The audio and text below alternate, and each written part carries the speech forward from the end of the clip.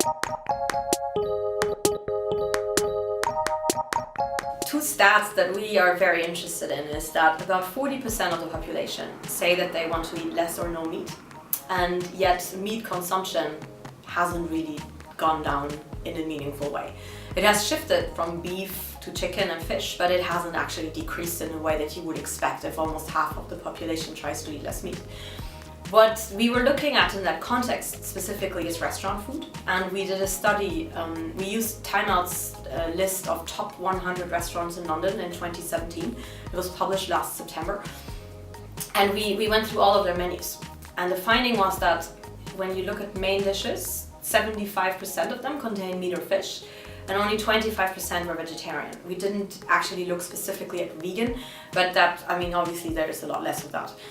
And what was also interesting is that in roughly 40 of those restaurants, you had either 0, 1 or 2 vegetarian main dishes. So you have very little choice. And if you're a vegetarian and identify as such, then that's okay. Like you have that because that's your only option.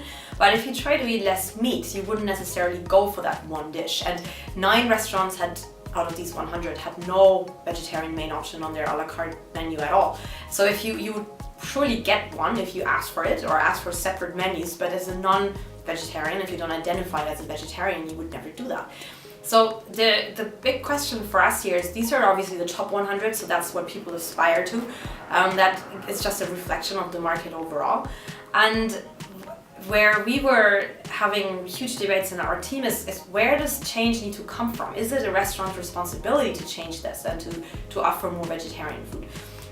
Now, our answer to that is that it is responsibility is a big word, but the more interesting one is opportunity. Because if 40% of people want to eat less meat, that's an aspiration, that's a goal, that's like sort of they think of themselves as someone they would like to become. And if you as a business, whether you're a restaurant or an aggregator like a booking platform or a food delivery company, have the opportunity to give people not just the pleasure in the moment of eating what they like, but also this ability to reach their goals and reach that diet that they are aiming for, isn't that a fantastic way of winning their loyalty and getting these customers to come back?